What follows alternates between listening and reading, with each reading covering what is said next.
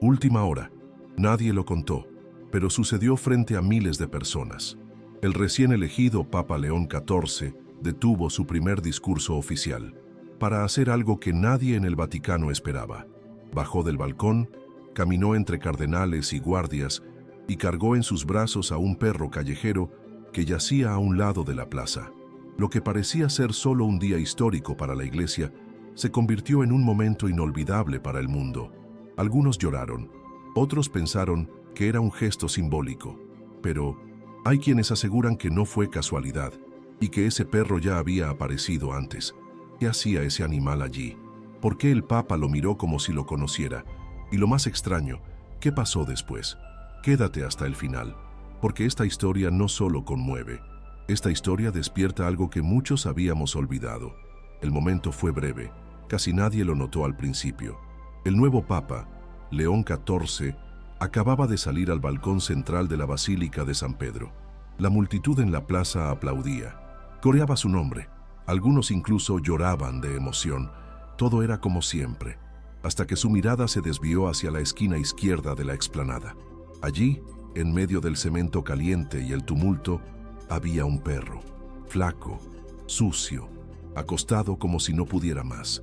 Nadie sabía de dónde había salido. No llevaba collar, no ladraba, solo estaba allí, con la cabeza baja y los ojos entrecerrados. Los guardias no reaccionaron, tal vez porque no se movía, pero el Papa lo vio, y en medio de la liturgia, del protocolo, de los flashes y los gritos, hizo algo que nadie esperaba.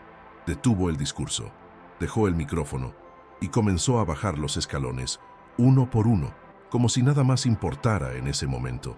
Algunos pensaron que se trataba de una bendición especial, otros creyeron que iba a hablar con un niño, pero no.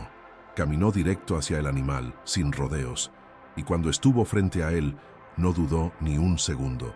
Se agachó, lo miró a los ojos y lo levantó con ambos brazos.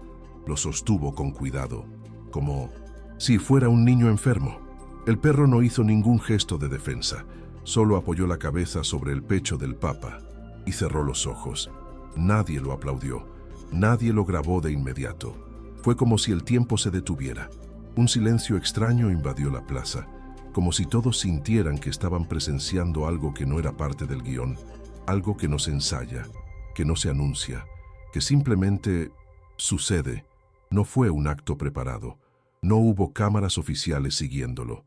De hecho, muchos medios cortaron la transmisión en ese instante, creyendo que se trataba de una interrupción menor. Pero quienes estuvieron allí, fieles, peregrinos, incluso algunos obispos, quedaron paralizados, porque no estaban viendo solo a un líder religioso, estaban viendo a un hombre que había decidido escuchar su corazón en medio de un momento histórico. El Papa acarició al perro durante unos segundos. Se notaba que estaba débil, con el pelaje sucio y las patas endurecidas por el frío de la noche. Uno de los asistentes intentó acercarse con una manta, pero León XIV lo detuvo con un gesto suave. Luego, sin decir palabra, se dio la vuelta y comenzó a caminar con el perro en brazos hacia el interior de la basílica. Era una imagen surreal. El sucesor de Pedro, con su vestimenta blanca impecable, llevando a un animal abandonado por los pasillos del Vaticano. Algunos periodistas intentaron seguirlo, pero fueron detenidos por seguridad. Aún así, las fotos comenzaron a circular, no las oficiales, las de los fieles. Borrosas, temblorosas, tomadas desde los móviles, pero cada una mostraba lo mismo: el rostro del Papa serio y sereno, sosteniendo a un perro que parecía haber encontrado por fin un lugar donde descansar. Horas después, la Santa Sede no dio explicaciones, solo emitió un mensaje breve en redes sociales. Ninguna criatura está fuera del alcance de la misericordia. Fue suficiente para que el mundo comenzara a hablar. En cafés, en parroquias, en redes sociales, miles de personas comenzaron a compartir sus propias historias con animales. Historias de rescates, de despedidas, de milagros silenciosos.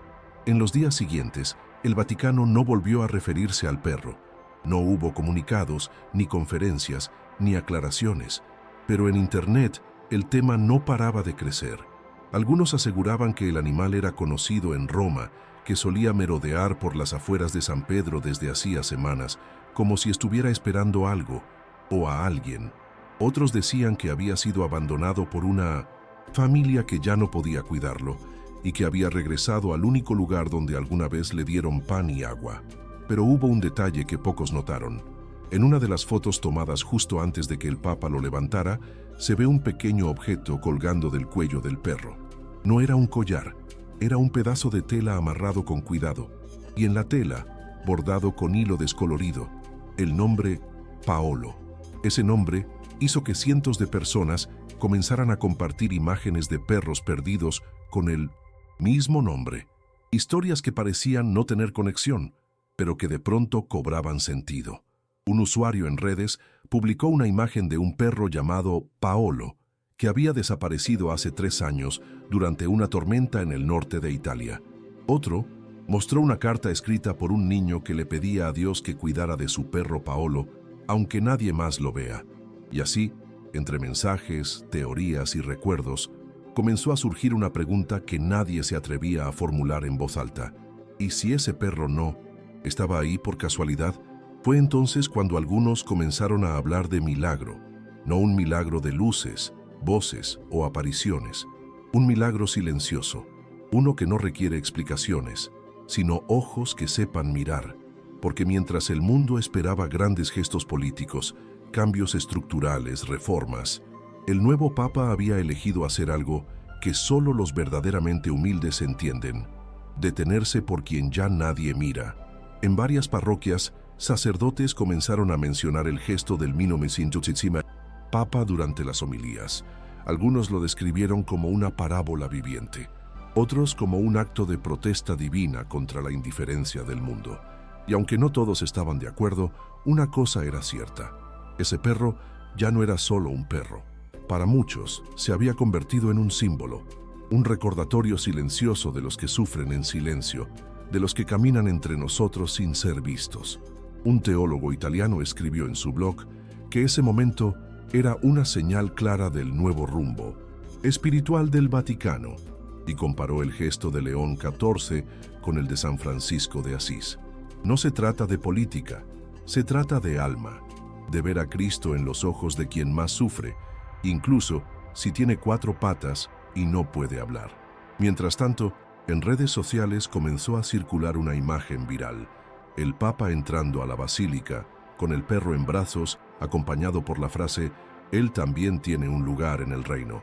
La imagen fue compartida millones de veces en cuestión de días, y lo más sorprendente, personas alejadas de la fe, incluso ateos, confesaron haberse emocionado al verla.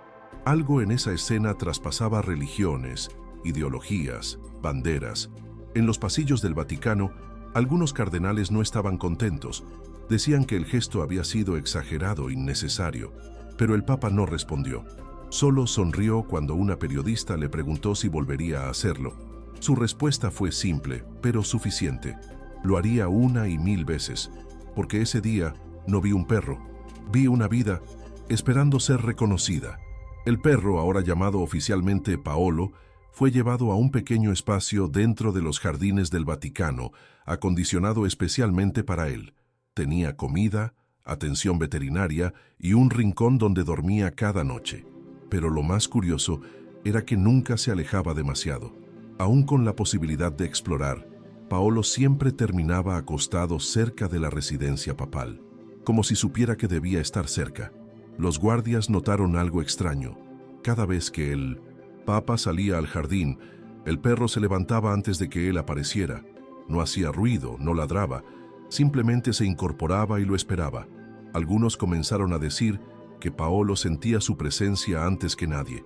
Incluso hubo quien aseguró que, en más de una ocasión, lo vieron mirando al cielo justo antes de que comenzara a llover, como si anticipara algo que los demás no percibían.